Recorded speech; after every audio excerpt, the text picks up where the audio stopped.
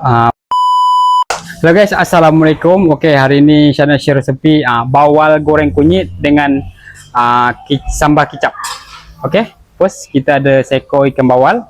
Ni menu ni kita nak makan sahur Kemudian ada bawang merah. Kemudian kat sini ada cili padi, tomato, limau nipis. Okey, sekarang kita nak goreng ikan dulu. Sebelum nak goreng kita kelar dulu guys.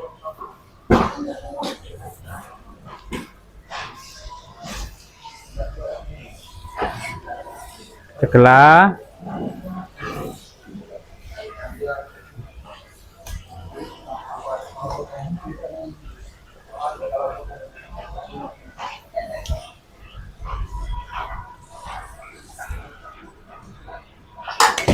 Okey, kita kelar, kemudian kita basuh dulu sebelum kita nak goreng. Okey, sekarang kita perasakan dia dengan aji sikit, kemudian garam. Kita serbuk kunyit guys.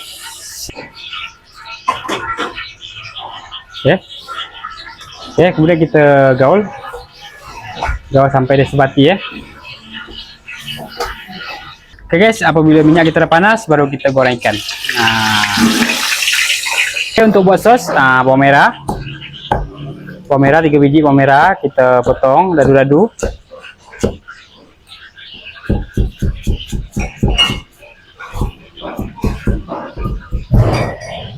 Macam ni.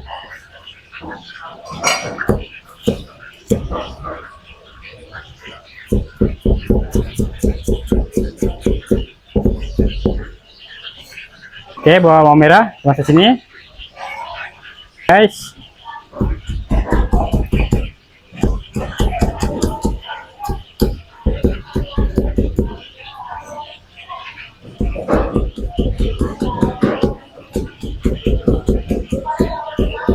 Kemudian tomato pun kita potong dadu juga.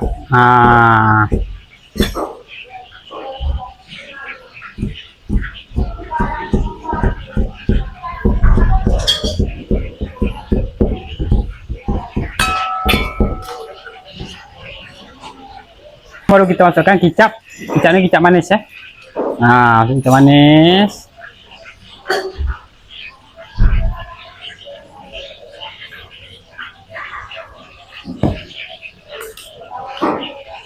Okey, kemudian baru kita perahkan limau nipis. Sebiji limau nipis.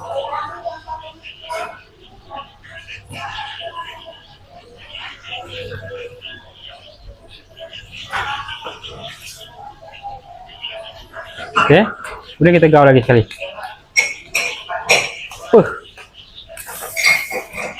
Mantap ni Ini untuk makan sahur ni, tak tahu nak makan apa kan.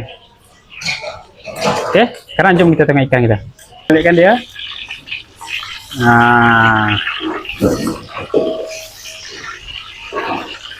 Apabila dia dah masak, dia garing, sekarang kita angkat.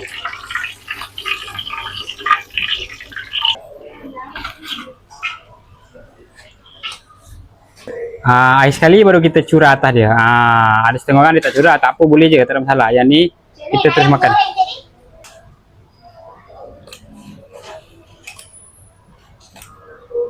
Okey guys, inilah dia. Korang boleh cuba ke rumah. Okey, selamat mencuba. Jangan lupa follow, like, komen, share, subscribe. Bye bye. Assalamualaikum.